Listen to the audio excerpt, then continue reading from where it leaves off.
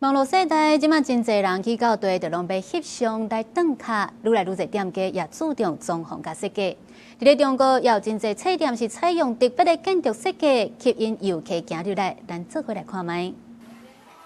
名列全球10大上水册店之一，中国情书阁伫江都天顶开设的分店。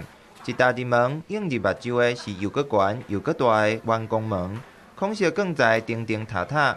后壁册稀实交织、互相渗透的空间设计，对螺仔形的楼梯稳稳啊爬起来，规个册店有满满的魔幻气氛。伫社群媒体有人甲这和英国囡仔册《Harry Potter》的 Hogwarts 魔法学校相比拼。情书阁吸引的毋单是爱册的人，阁有甲这当作旅游景点、翕相、拍卡的自翕作。册店阁大心伫涂骹标注出上好的翕相地点，方便游客出境。自翕棒、三卡价也凊彩会当看。我觉得这种趋势是特别好的，因为这样的话，不仅人们能看到书，而且也可能会因为那些设计，然后被吸引过来，会吸引更多的游客也会。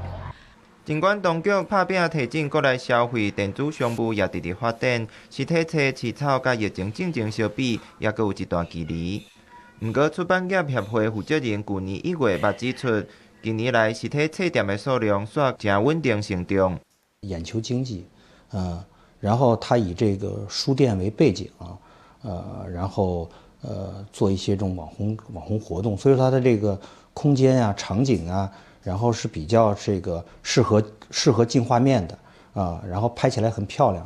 不过，这也让一寡专门为册来的消费者不满，怨讲受到打扰，也是文书互人侵犯。南京城东的拍卡热门地点前锋册店，去年6月就打出告示，禁止游客伫册店内底使用闪光灯、三卡架、拉沙加未经许可的翕相活动。公司新闻王慧文编译。